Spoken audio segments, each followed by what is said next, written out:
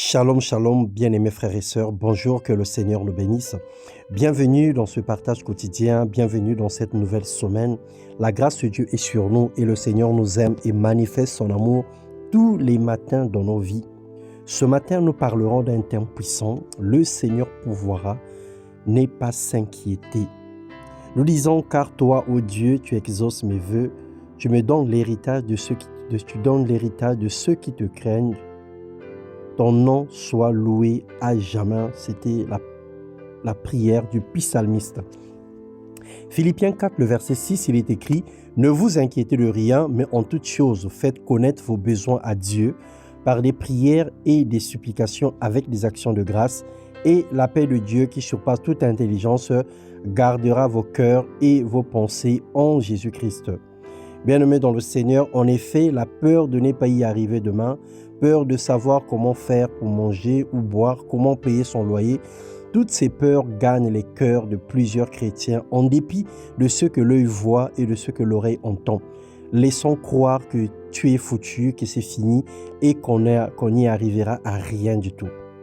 Matthieu 6, 26, la Bible nous dit « Regardez les oiseaux du ciel, ils ne sèment ni ne moissonnent, ils n'amassent rien dans des greniers et votre Père céleste les nourrit.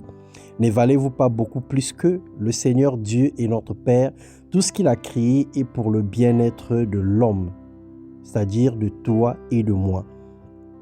Nous avons plus d'importance à ses yeux que les animaux et les herbes de champ. Alors, bien-aimés frères et sœurs, ne pleure pas pour ta vie. Ne t'inquiète pas pour le lendemain. Parle à Dieu, présente-lui tes besoins et attache une promesse de la parole relative à cette demande.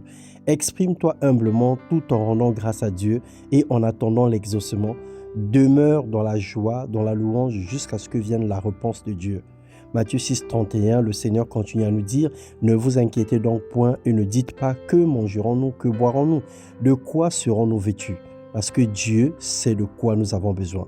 Que Dieu te comble de ses bienfaits, que Dieu bénisse toute la famille chrétienne, que Dieu bénisse toutes les familles de la terre, que la grâce de Dieu soit manifeste dans nos vies durant toute cette semaine, en cette saison glorieuse où nous attendons de Dieu ces merveilles, où nous attendons de Dieu la grâce et la paix, que sa main soit sur nous.